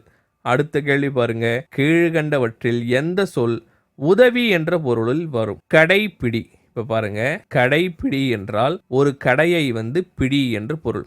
ஏதாவது ஒரு கடைப்பிடியாம்பா, நம்ம கடை வச்சு பொழைச்சிக்கலான்னு சொல்கிறோம்ல, அந்த கடைப்பிடி. இந்த கடைப்பிடி என்றால் ஏதாவது ஒரு பழக்கத்தை நீ பின்பற்று என சொல்வதற்கு இந்த கடைப்பிடியை நம்ம பயன்படுத்தும். கைமாறு. கைமாறு என்றால் கை மாற்றி மாற்றி ஒரு பொருள் செய்தல். கை மாற்றி விடுப்பா அப்படின்னு சொல்கிறது தான் இந்த கைமாறு.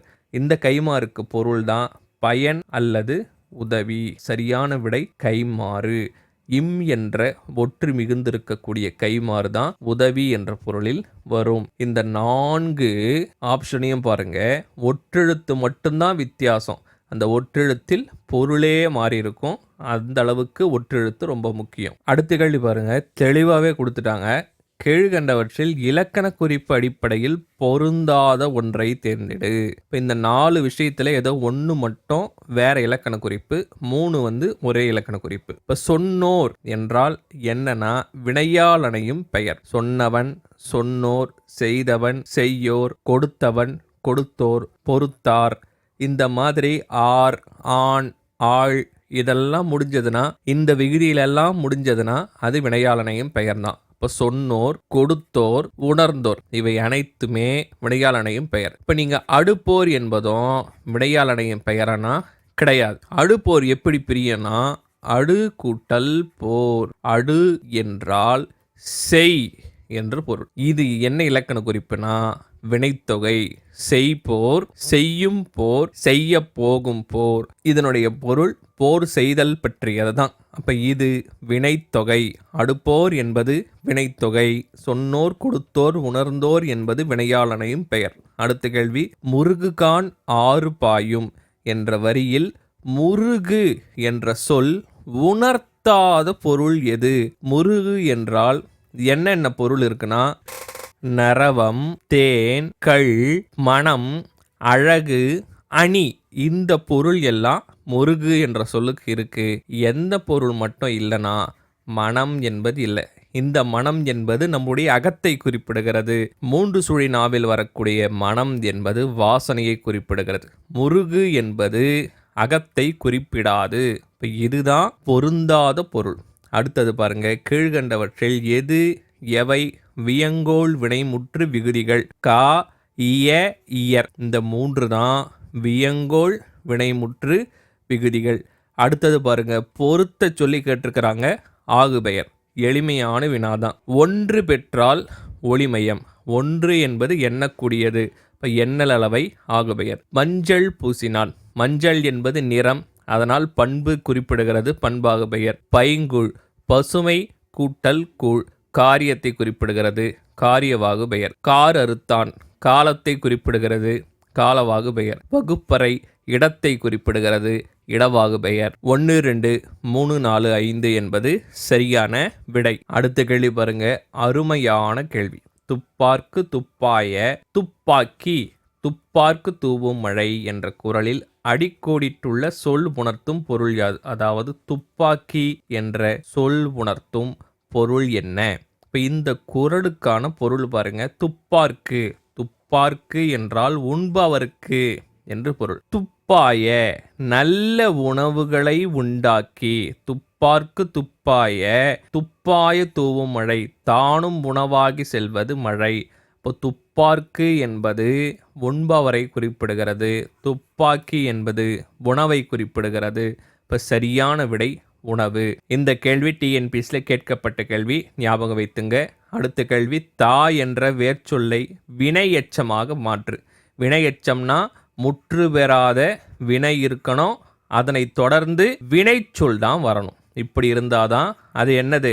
வினை எச்சம். பாருங்க, தந்த பக்கத்துல நீங்க என்ன சொல்லு தான் போட முடியும்னா பெயர் சொல் தான் போட முடியும். தந்த பையன், தந்த மனிதன் என்று தான் போட முடியும். தந்த வந்தான், தந்த சென்றான் என்று போட முடியுமா? போட முடியாது. இப்ப இது பெயரெச்சம். ஏன்னா முற்று பெறாத வினைக்கு பக்கத்துல பெயர் சொல் தான் போட முடிஞ்சதுன்னா அது பெயரெச்சம். தருதல் என்றால் அல்ஈட்டு தொழிற்பெயர் ஆயிடுது. இப்ப இது கண்டிப்பாக வினையெச்சம் கிடையாது.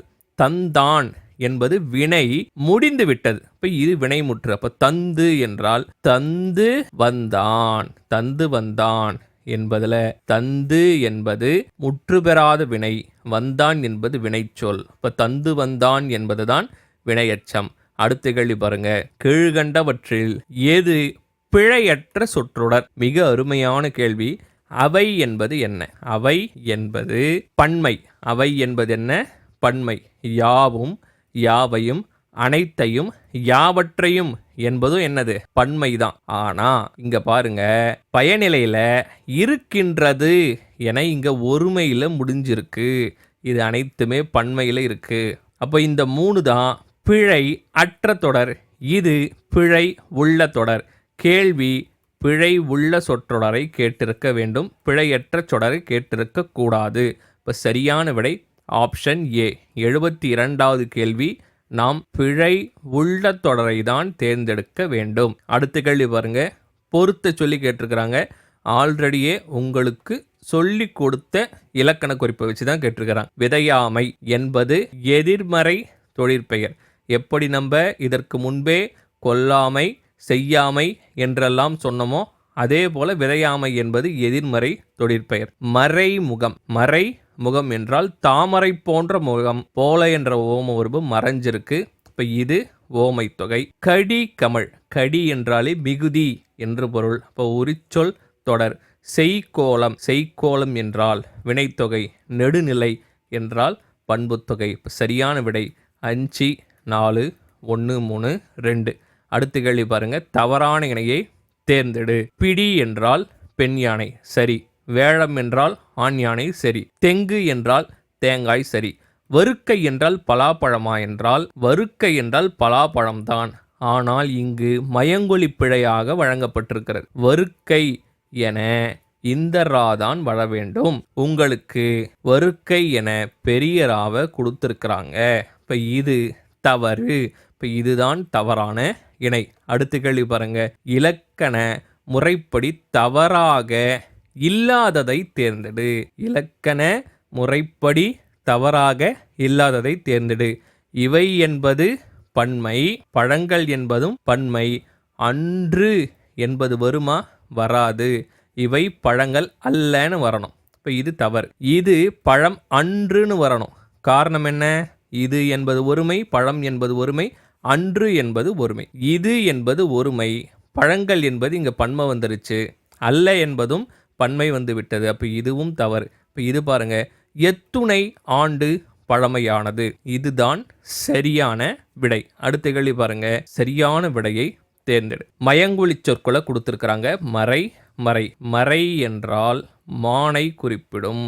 அடுத்தது பெரியராயிடப்பட்ட மறை என்றால் வேதத்தை குறிப்பிடும். இப்போ சரியான விடை வேதம், மான் என்பது தான். நம்ம படிச்சிருப்போம் நான்மறை என்று படித்திருப்போம், அதாவது 4 வேதங்கள் என்று படிச்சிருப்போம். தா கூட்டல் மறை, தாவுகின்ற மான் என படிச்சிருப்போம். அதை தான் கேள்வியாக கேட்டிருக்கிறாங்க. அடுத்தது பாருங்க, மிக மிக முக்கியமான கேள்வி, குழப்பக்கூடிய வகையில் எடுக்கப்பட்ட கேள்வி. பொறுத்து சொல்லி கேட்டிருக்கிறாங்க. இசைவு என்றால் பொருள் ஏற்றல், துவனம் என்றால் ஒலி, சபலை என்றால் மின்னல், துகளம் என்றால் மின்னொலி. இப்போ 1, 2, 3, 4 சரியான விடை. கண்டிப்பாக ஞாபகம் வச்சுங்க, இந்த மாதிரி தான் நமக்கு கேட்பாங்க. இசைவு என்றால் ஏற்றல், துவனம்னா ஒலி, சபலைனா மின்னல், துகளம்னா நுண்ணொலி. அடுத்த கேள்வி பொறுத்து சொல்லி கேட்டுக்கிறாங்க. திரிகடுகம். திரி என்றாலே 3 கருத்து. ஏலாதி. ஏலாதியில் மொத்தம் 6 கருத்துக்கள் கூறப்படும். சிறு பஞ்ச மூலம். பஞ்ச என்றாலே 5. இன்னா 40ல் 4 கருத்துக்கள் கூறப்படும். அப்போ 4, 1, 2, 3 சரியான விடை. அடுத்து பாருங்க, இவ்வைம் பார்படுத்தான் ஏகும் சொர்க்கத்து இனிது. இனிது என பார்த்த உடனே நீங்கள் இனியவை 40ன்னு போட்டிருந்தீங்கன்னா தப்பு. இது சிறுவஞ்ச மூலத்தில் வரக்கூடிய வரி. குளந்தொட்டு கோடு பறித்து வழி சீத்து உளந்தொட்டு உழுவையலாக்கி இவ்வைம் பார்படுத்தான் ஏகும் சொர்க்கத்து இனிதின்னு வரும். அடுத்த கேள்வி பாருங்க, சிறுபஞ்ச மூலத்தின் ஆசிரியர் யார்? சிறுபஞ்ச மூலத்தின் ஆசிரியர் மா காரியாசன் என்பது சரியான விடை. அடுத்தது 18 கீழ்கணக்கு நூல்களில் இடம்பெற்றுள்ள நீதி நூல்களின் எண்ணிக்கை. நீதி நூல்னாலும் அறநூல்னாலும் ஒன்று தான். இப்போ 11 அறநூல், 6 அகநூல், ஒரே ஒரு புறநூல், ஆக மொத்தம் 18 நூல்கள். இதில் நீதி நூல் மட்டும் கேட்டதால் 11. மேதைக்கு உரையாமை செல்லும் உணர்வு என்ற வரிகள் இடம்பெற்றுள்ள நூல். புத்தகத்தில் இருக்கக்கூடிய வரி தான் சிறு பஞ்ச மூலம். அடுத்த கேள்வி பாருங்க, பாரதிதாசனின் குடும்ப விளக்கு என்ற நூல் எத்தனை பகுதிகளாக பிரிக்கப்பட்டுள்ளது? 5 பகுதிகளாக பிரிக்கப்பட்டுள்ளது. வடமொழியை ஆராய்ந்து மற்ற ஐரோப்பிய மொழிகளோடு தொடர்புடையது வடமொழி என முதலில் குறிப்பிட்டவர் வில்லியம் ஜோன்ஸ். திராவிட மொழி தமிழின் தொன்மை என்ற தலைப்பிலிருந்து இந்த கேள்வி கேட்கப்பட்டிருக்கிறது. கனக சுப்புரத்தினம் சாகித்ய அகாடமி விருது பெற்ற நூலின் ஆண்டு 1969. ரொம்ப முக்கியம். கண்ணதாசன் அவர்களதும் பார்த்துங்க, கனக சுப்புரத்தினம் என்று அழைக்கப்படுகின்ற பாரதிதாசனும் பார்த்துங்க. அடுத்தது, திராவிட மொழிகளின் எண்ணிக்கை எத்தனை? புதிய புத்தக தகவல் படி 28. கீழ்கண்டவற்றில் எந்த ஒன்று கால்டுவெல் தமிழை பற்றி கூறிய கருத்து அல்ல? வடமொழியின் மகளன்று தமிழ் சொன்னது கால்டுவெல் தான். திராவிட மொழிகள் ஆரிய குடும்பத்தில் இருந்து வேறுபட்டவை கால்டுவெல் சொன்னது தான். தமிழுக்கும் இந்தியாவின் பிற மொழிகளுக்கும் தொடர்பு இருக்கலாம் சொன்னது கால்டுவெல் தான். தமிழ், தெலுங்கு, கன்னடம், மலையாளம் போன்ற மொழிகள் தனி ஒரு மொழி குடும்பத்தை சேர்ந்தவை என சொல்லியது எல்லீஸ் அவர்கள் சொல்லியிருப்பாரு, கால்டுவெல் கிடையாது. அப்ப இதுதான் அவர் கூறிய கருத்து இல்லை. அடுத்தது பாருங்க, திருக்குறளை போன்ற உயர்ந்த கொள்கைகளை கொண்ட செய்யுள்களை உலக இலக்கியத்திலேயே காண்பது அரிது என்று திருக்குறளின் புகழை வானளாவிற்கு உயர்த்தியவர் யார்? ஆல்பர்ட் சுவைட்சர். கல்வியில்லா மின்னாளை வாழ்வில் என்றும் மின்னாள் என்றே உரைப்பேன் என்று கூறியவர் பாரதிதாசன். மின்னாள் என்றால் இங்கு பெண்ணை குறிப்பிடுகிறது. இந்த மின்னாள் என்றால் மின்ன மாட்டாள் என்ற பொருளை குறிப்பிடுகிறது. அதனால ஞாபகம் வச்சுக்க, மின்னாள் என்ற இரண்டிற்குமே ஐ என்ற ஒரே வேற்றுமை உருவு தான் வித்தியாசம். மின்னாள் என்பதில் வேற்றுமை உருவு சேர்ந்து பெண்ணாக மாறிவிட்டது, பொருளே அப்படியே மாறிடுச்சு. 90வது கேள்வி பாருங்க, 1/10 என்ற எண்ணிக்கையின் தமிழ்ச்சொல் என்ன? இருமா என்பது சரியான விடை. இதெல்லாம் தமிழின் தொன்மையில் நீங்கள் பார்த்துக்கலாம்.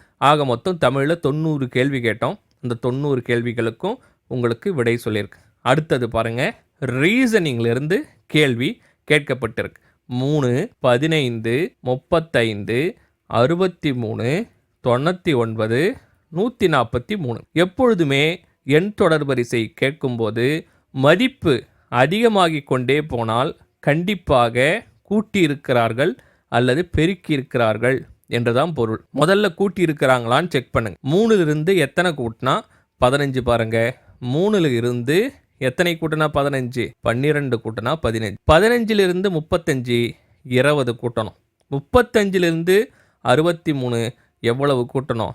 28 கூட்டணும். 63லிருந்து 99க்கு 36 கூட்டணும். 99லிருந்து 143க்கு எத்தனை கூட்டணும்? 44 கூட்ட வேண்டும். அதாவது 8 8 8 8. இப்போ 44 + 8 எவ்வளோ வரும்? 52. 143 ஒரு 52, 195 சரியான விடை. இவ்வளவுதான். மதிப்பு அதிகரித்து கொண்டே சென்றால் கண்டிப்பாக கூட்டி இருக்கிறாங்கன்னு அர்த்தம், இல்லை பெருக்கி இருக்கிறாங்கன்னு அர்த்தம். அதை வச்சு நம்ம என்ன பண்ணிடலாம்? சால்வ் பண்ணிடலாம். அடுத்தது பாருங்க, ABDGK இந்த 4 எழுத்து கொடுத்துருக்குறாங்க. இந்த 4 எழுத்துமே பக்கத்தில் இருக்கு. பக்கத்தில் இருக்குன்னா கண்டிப்பா இதையும் என்ன பண்ணியிருப்பாங்கன்னா ஒரு எழுத்து தள்ளியோ 2 எழுத்து தள்ளியோ தான் மாற்றி வச்சிருப்பாங்க. ஏக்கு அடுத்தது B, ஒரு எழுத்து கூட வித்தியாசப்படலை, நடுவில் எந்த எழுத்தும் இல்லை. பிக்கு அடுத்து D, ஒரே ஒரு எழுத்து நடுவில் இருக்கு. டிக்கு அடுத்து G பார்த்தீங்கன்னா EF என்ற 2 எழுத்து வித்தியாசப்படுது. ஜிக்கு அடுத்து K, HIJ என்ற 3 எழுத்து வித்தியாசப்படுது.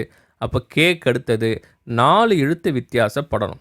LMNO 4 எழுத்து வித்தியாசப்படுத்தி அடுத்து வர்றது தான் ஆன்சர். இப்போ ஆன்சர் ஆப்ஷன் D, P என்பது சரியான விடை. அடுத்த கேள்வி பாருங்க, ஒரு குறிப்பிட்ட சங்கேத மொழியில் லவ்லி கார்டன் என்பது OPNE என்றும் கார்டன் ஃப்ரீ என்பது OP ஜா என்றும் ஃப்ரீ ரெசார்ட் என்பது ஜா WS எனவும் குறிப்பிடப்பட்டால் ரெசார்ட் என்பதன் குறியீட்டு மொழி என்னன்னு கேட்குறாங்க. இந்த மாதிரி கேட்டால் நீங்கள் என்ன செய்யணும்னா 3யுமே இப்படி நான் எழுதியிருக்கிற மாதிரி ஜோடியாக எழுதிக்கணும்.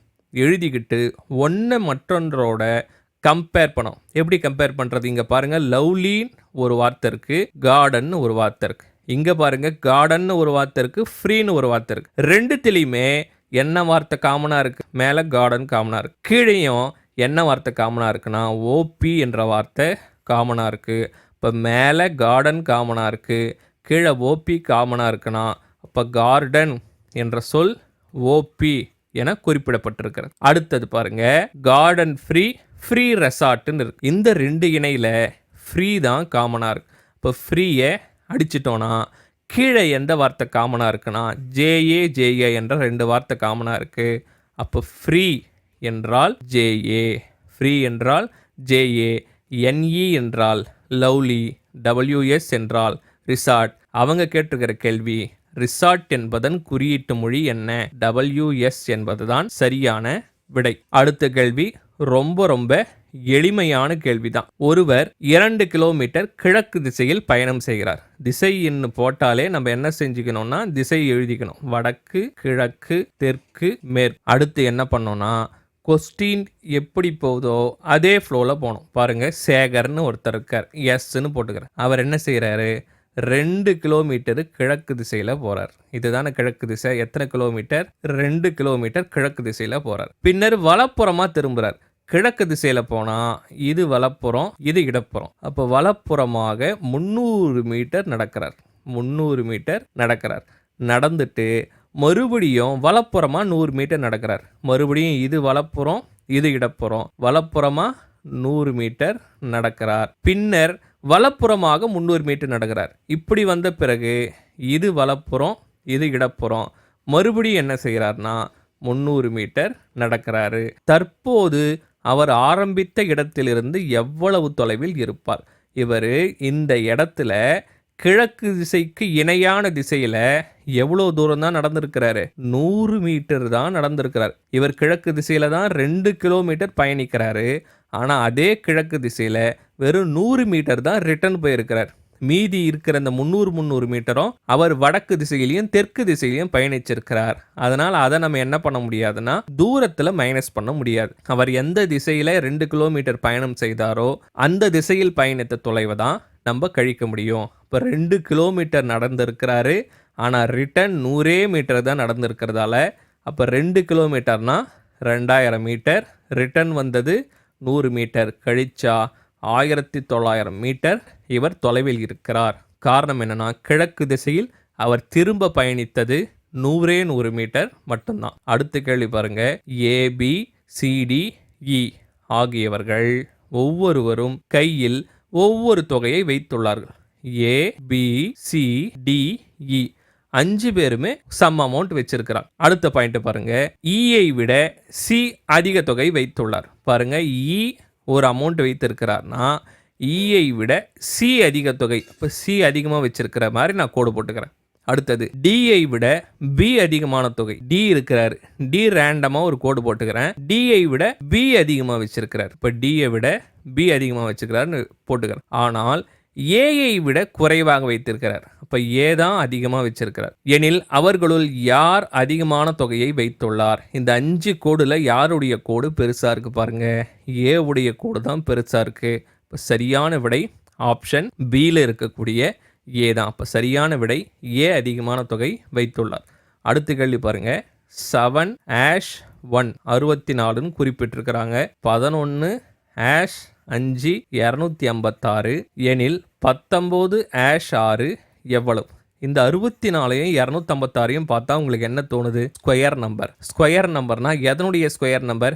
இது 8னுடைய ஸ்கொயர் நம்பர், இது 16னுடைய ஸ்கொயர் நம்பர். இப்போ 8னுடைய ஸ்கொயர் நம்பர் வர்றதுக்கு இவங்க 7-1ன்னு இவங்க குறிச்சிருக்கிறாங்கன்னா ஆஷ் என்பது எதை குறிப்பிடுகிறது? ப்ளஸ் என்ற சிம்பிளை குறிப்பிடுகிறது. இப்போ ஆஷை எடுத்துகிட்டு ப்ளஸ் போடுங்க. 7 + 1 64. இப்போ 7 + 1 ஸ்கொயரை தான் அவங்க மீன் பண்ணியிருக்கிறாங்க. 11 + 5 256. 11 + 5 ஸ்கொயர் தான் 256. இப்போ அதே போல் 19 + 6 25. 25 ஸ்கொயர் 625 சரியான விடை. அடுத்த கேள்வி பாருங்க, எளிமையான கேள்வி தான். ப்ளஸ் என்பது மைனஸ் எனவும், அதாவது ப்ளஸ்ஸை மைனஸை எடுத்துக்கணும், மைனஸ் என்பதை ப்ளஸ் எனவும், ப்ளஸ்ஸை மைனஸை எடுத்துக்கணும், மைனஸை ப்ளஸ்ஸாக எடுத்துக்கணும், மல்டிப்ளிகேஷனை டிவிஷனாக எடுத்துக்கணும், டிவிஷனை மல்டிப்ளிகேஷனாக எடுத்துக்கணும். எடுத்துக்கிட்டா இந்த 4 ஆப்ஷனில் எது சரியான விடை வருதுன்னு பார்க்கணும். இப்போ 2 இங்கே மைனஸ் இருக்குது, மைனஸ்ன்னு வந்தால் நான் ப்ளஸ்ன்னு எடுத்துக்கணும். இப்போ 2 + 6 > 9 - 5.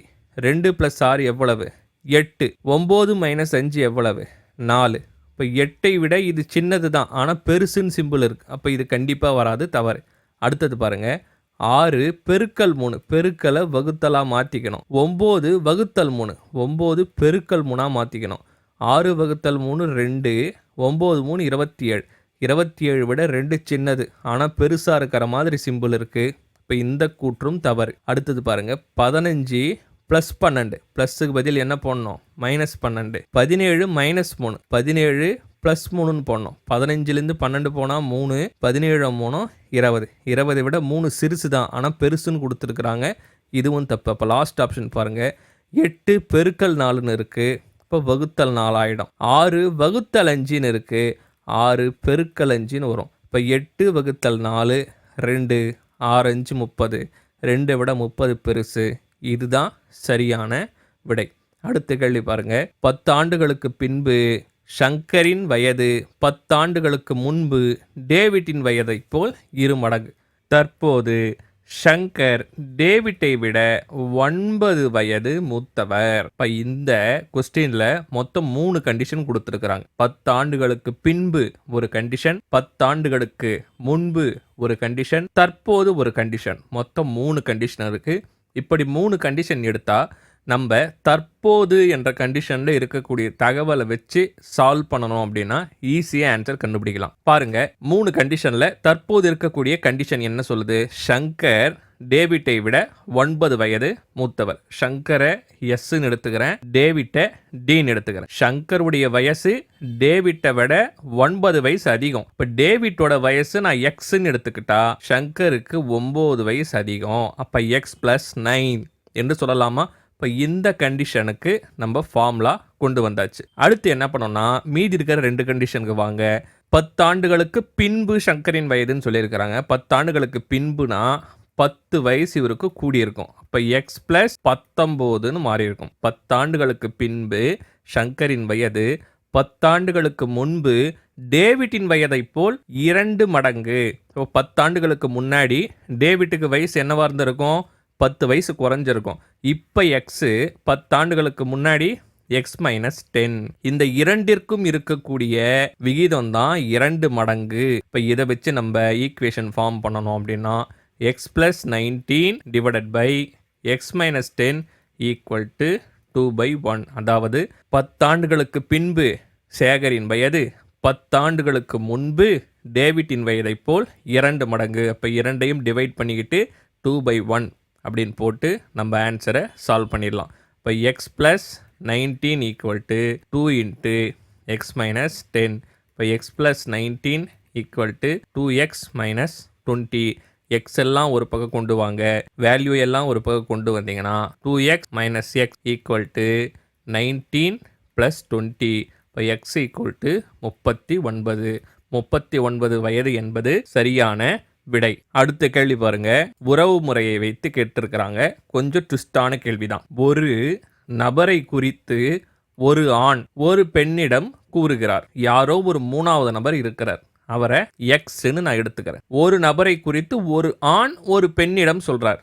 ஒரு ஆண் இருக்கிறாரு, ஒரு பெண் இருக்கிறாரு. இந்த ஆண் என்ன பண்றாருனா இந்த எக்ஸை பார்த்து இந்த பெண் கிட்ட சொல்றார். என்ன சொல்றாருனா, அவருடைய அம்மா, யாருடைய அம்மா? எக்ஸினுடைய அம்மா உன்னுடைய இந்த பெண்மணியுடைய அப்பாவுக்கு ஒரே மகள். அப்படின்னா இந்த பெண்ணுக்கும் எக்ஸுக்கும் என்ன தொடர்பு என்பது தான் கேள்வி. இந்த உறவு முறைன்னு கேட்டாலே நம்ம என்ன செய்யணும்னா, உறவு முறை வரைபடத்தை 3 பகுதிகளாக பிரிக்கணும். எப்படி பிரிக்கிறது பாருங்க. ஒரு ஆண் இருக்கிறாங்க, இல்லை ஒரு பெண் இருக்கிறாங்கன்னு வச்சுங்க. ஒரு ஆணையோ பெண்ணையோ பெற்றெடுத்தவர்கள் மேலே குறி போடணும். அவர்கள் யாராக இருப்பாங்க? அம்மாவாக இருப்பாங்க, அப்பாவாக இருப்பாங்க. சரிங்களா? ஏன்னா அவர்கள் மூலமாக தான் நம்ம வந்திருக்கிறோம், அதனால் அவர்களை மேலே போடணும். அதே போல் அம்மா அப்பாவை பெற்றவர்கள் நமக்கு என்னவா இருப்பாங்க? தாத்தாவாகவும் பாட்டியாகவும் இருப்பாங்க. இந்த குறியீட்டை மேலே போடணும். அடுத்த தலைமுறை வந்ததுன்னா, ஒரு ஆண் இருக்கிறாங்க, ஒரு பெண் இருக்கிறாங்கன்னா, அந்த ஆணுக்கும் பெண்ணுக்கும் பிறக்கின்ற குழந்தை மகனா இருக்கலாம், மகளா இருக்கலாம். இது கீழ் நோக்கி வரணும். அவங்களுக்கு பிறக்கிற குழந்தை பேரனா இருக்கலாம், பேத்தியா இருக்கலாம்.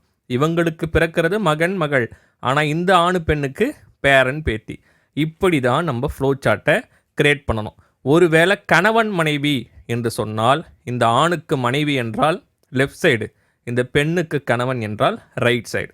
இப்படி தான் நம்ம உறவுமுறை டயக்ராமை ட்ரா பண்ணணும். இப்போ இந்த டயக்ராமை வச்சு நம்ம எப்படி ஆன்சர் சால்வ் பண்ணுறோம் அப்படின்றத பாருங்கள். ஒரு நபரை குறித்து ஒரு ஆண் ஒரு பெண்ணிடம் குறிப்பிடுகிறார். அவருடைய அம்மா உன்னுடைய அப்பாவின் ஒரே மகள். இப்போ எக்ஸுன்னு ஒருத்தர் இருக்கிறாங்க. எக்ஸுக்கு அம்மானா நம்ம என்ன பண்ணணும்? மேலே தானே போடணும். இப்போ எக்ஸினுடைய அம்மா உன்னுடைய அப்பாவின் ஒரே மகள். உன்னுடைய அப்பானா இந்த பெண்ணை தான் குறிப்பிடுறாங்க. பெண்ணுக்கு இங்கே என்ன பண்ணணும்? உன்னுடைய அப்பாவின் ஒரே மகள். இந்த பெண்ணுடைய அப்பா, இந்த பெண்ணுடைய அப்பா இருக்கிறாங்க. இந்த அப்பாவினுடைய ஒரே மகள், இந்த பெண்ணினுடைய அப்பாவினுடைய ஒரே மகள் யாராக தான் இருக்க முடியும்? இந்த பெண்ணாகத்தான் இருக்க முடியும். ஏன்னா அவங்க என்ன சொல்லிட்டாங்க? ஒரே மகள் என்று குறிப்பிட்டு விட்டார்கள். ஒரே மகள் என்று குறிப்பிட்டு விட்டார்கள். எக்ஸுக்கு என்ன சொல்கிறாங்கன்னா, எக்ஸினுடைய அம்மா, எக்ஸினுடைய அம்மா யாருன்னா இந்த அப்பாவுக்கு பொண்ணுன்னு இருக்கிறாங்க. இப்போ இந்த அப்பாவுக்கு பொண்ணு யார்? இந்த பெண்ணு தான். இப்போ இந்த பெண்ணு தான் எக்ஸுக்கும் அம்மாவாக இருக்க முடியும். ஏன்னா அவங்க சொல்லியிருக்கிறது ஒரே மகள் என்று சொல்லியிருக்கிறாங்க. ஒரு வேளை ஒரே என்ற வார்த்தை வரலை அப்படின்னா இந்த பெண்ணுடைய சகோதரியாக கூட இருக்கலாம். அவங்க ஒரே மகள்னு சொன்னதால் அப்பாவுக்கு ஒரே மகள் இந்த பெண். இந்த எக்ஸ் என்பவருக்கு அந்த அப்பாவுடைய பொண்ணு தான் அம்மானா இவங்க தான் எக்ஸினுடைய அம்மா. இப்போ சரியான விடை ஆப்ஷன் சி, அம்மா என்பது தான் சரியான விடை. கொஞ்சம் குழப்பக்கூடிய கேள்வி தான், ஆனால் அருமையான கேள்வி. அடுத்த கேள்வி பாருங்க. கொஸ்டினை நல்லா கவனிங்க. சச்சின் மீனாவிற்கு அருகில் இடப்புறம் அமர்ந்திருக்கிறார். அப்போ மீனா என்பவர் இருக்கிறாரு. நம்ம இமேஜினேஷன் பண்ணணும், நம்ம கற்பனை பண்ணணும். வடக்கு திசையை நோக்கி பார்க்குறாருன்னு வச்சுங்களேன். வடக்கு திசைக்கு இது வலது, இது இடது. இப்போ முதல் கூற்றப்படிங்க. சச்சின் மீனாவிற்கு அருகில் உடனே இடப்புறம் அமர்ந்துள்ளார். மீனாவுக்கு இடது பக்கம்னா இதுதான்.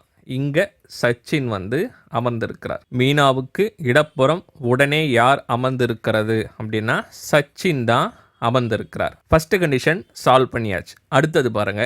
ஆனால் பாரதிக்கு அடுத்தாற்போல் அமரவில்லை. இப்போ சச்சின் பாரதிக்கு அடுத்தாற்போல் அமரவில்லை என்றால் சச்சினுக்கும் பாரதிக்கும் நடுவில் யாரோ இருக்கிறாங்க என்று அர்த்தம். ஏன்னா அடுத்தாற்போல் அமரவில்லைன்னா அவருக்கு அடுத்து அவங்க இல்லை, ஆனால் யாரோ ஒருத்தர் நடுவில் இருக்கிறாங்க. பாரதிக்கு அடுத்து சச்சின் இல்லை அப்படின்னா பாரதிக்கும் சச்சினுக்கும் நடுவில் யாரோ இருக்கிறாங்கன்னு அர்த்தம். பர்வீன் என்பவர் பாரதிக்கு வலப்புறம் அமர்ந்திருக்கிறார். இப்போ பாரதிக்கு வடக்கு திசை போட்டால் இதுதான் வலது, இதுதான் இடது. இப்போ பாரதிக்கும் சச்சினுக்கும் நடுவில் யாரோ இருக்கிறதா சொன்னேன். இப்போ பாரதிக்கு வலப்புறம் யாராக தான் இருக்கும்? பர்வீனாகத்தான் இருக்கும். இப்போ இந்த வரிசை எப்படி இருக்கு பாருங்க. மீனா, மீனாக்கு இடப்புறம் சச்சின், சச்சினுக்கு இடப்புறம் பர்வீன், பர்வீனுக்கு இடப்புறம் பாரதி. இப்படி தான் இருக்குது. ஆனால் இவங்க எப்படி அமர்ந்திருக்கிறாங்கன்னா வட்ட வடிவத்தில் அமர்ந்திருக்கிறாங்களாம். இப்போ முதல்ல இங்கே மீனா அமர்ந்திருக்கிறார்னு வச்சுங்க. இவருக்கு இடது பக்கம் சச்சின் அமர்ந்திருக்கிறார். சச்சினுக்கு இடது பக்கம் பர்வீன் அமர்ந்திருக்கிறார். பர்வீனுக்கு இடது பக்கம் யார் அமர்ந்திருக்கிறார்? பாரதி அமர்ந்திருக்கிறார். இப்போ இதை வச்சு கொஸ்டினுக்கான ஆன்சரை கண்டுபிடிங்க. எனில் மீனாவிற்கு அருகில் உடனே வலப்புறம் அமர்ந்திருப்பவர் யார்? மீனாவுக்கு வலப்புறம் இது. இப்போ வலப்புறம் அமர்ந்திருப்பவர் பாரதி. இவ்வளவுதான் விஷயம்.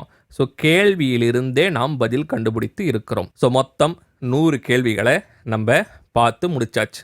மாணவர்களுக்கு இந்த எக்ஸ்பிளனேஷன் வீடியோ எதுக்கு தரோம் அப்படின்றத முதல்ல உங்களுக்கு சொல்லிடுறேன். டெஸ்ட் மட்டும் வச்சுட்டு கீ ஆன்சரை கொடுத்துட்டு அப்படியே விட்டுறலாம்.